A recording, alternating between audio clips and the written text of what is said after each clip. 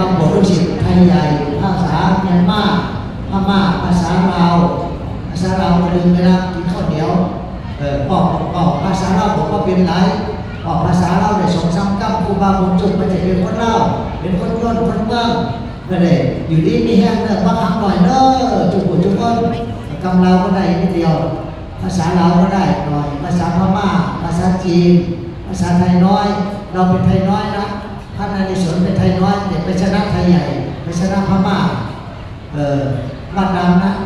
ไม่เอาเราก็ไม่เอาให้ลูกศิษย์แจกกันนะเดี๋ยวก็แจกเดี๋ยวกินเยอะเดี๋ยวไปเข้าห้องน้ำแจกได้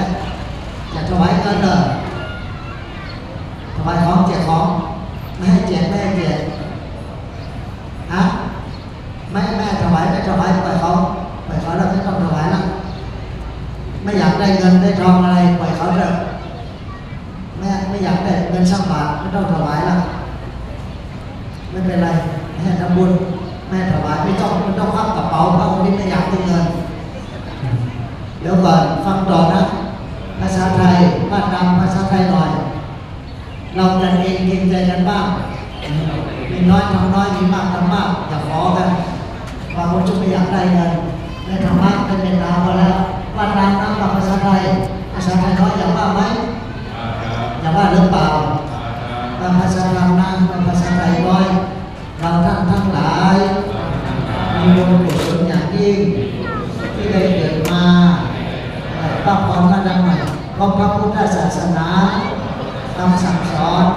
อมตะวาจานำพาพ้นจากทุกข์ได้จริงให้เห็นจากการทำบาปทั้งปวงทำกุศลถึงพร้อมด้วยกายวาจาใจอันบริสุทธิ์ทำจิตใจให้ใสสะอาดปราศจากมลทินสิ่งเศร้าหมองทั้งหลายในความโลภโกรธหลงเป็นต้นยารักษาความโลภมันให้ทานยารักษาความโกรธมันรักษาศีลยารักษาความหลงมันเจริญสมถะวิปัสสนาถวายหนังสือเอามาเนี่ยถวายหนังสือถวายสังฆทานเอามาเนี่ยหนังสือเอามาเนี่ยสังฆทานหนังสืออยากได้หนังสือธรรมะบางบาทนั่นเราไม่อยากได้เพราะเราไม่เบื่อมีจนเบื่อเงินเบื่อทองหนังสือไม่เบื่อธรรมะไม่เบื่อคนมากอย่างนั้นเอาว่าตามเองเราท่านทั้งหลายเกิดมาเป็นมนุษย์ให้มีดี3อย่าง1ใจดี2พูดจาดีๆ3ทำสิ่งที่ดีๆจะได้ของดีจะได้ถึงนิพพานคนโง่แบกของหนักคนฉลาดเอาของเบาคนหลงเมาโลกไม่มีที่สิ้นสุด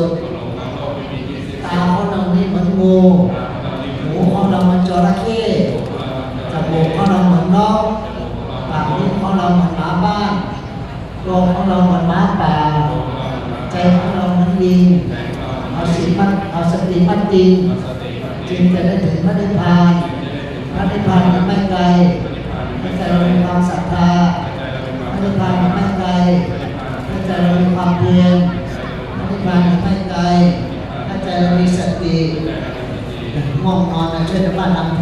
พระนิพพานไม่ไกลให้ใจเรามีสมาธิพระนิพพานไม่ไกลให้ใจเรามีปัญญาอันว่าความทุกข์สุขอยู่ที่จิตใจไม่ใช่หรือถ้าใจยึดถือก็เป็นทุกข์ไม่สุขใสถ้าใจไม่ยึดถือก็เป็นสุข